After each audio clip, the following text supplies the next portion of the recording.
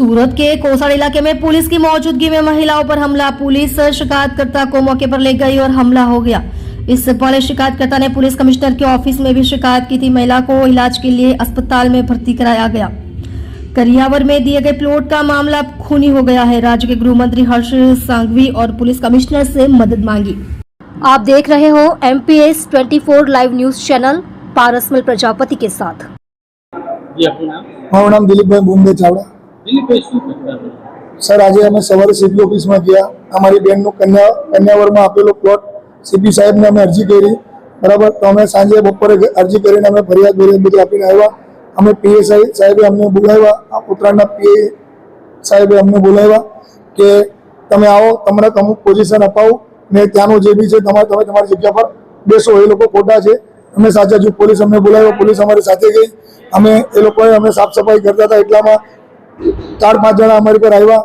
મારી મમ્મી, હું, અમારી પર હથિયારો વડે હુમલો કર્યો। લાકડી, પટકા અને સળિયા, પથ્થર મારો કર્યો અને મારી મમ્મીને ખતરનાક ઇજા થઈ છે।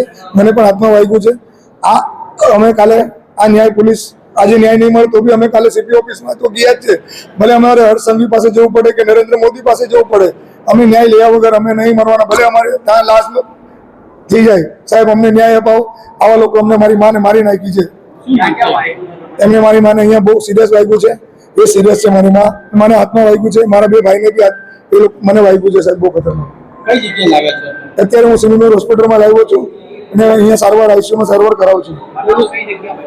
બનાવ મારી પ્લોટ પર હું મારી પોતાની જગ્યા પર મારી જગ્યાને જોવા, સાફ સફાઈ કરવા એવા એટલામાં એ લોકોએ હુમલો કર્યો। મારી પાસે મારી સાથે PSI હતા, એમને મને બોલાવ્યો કે ચાલો તમે મારી સાથે, એમને મારે વિડીયો બી એમને છે, એમને વિડીયો દ્વારા કામ કર્યું।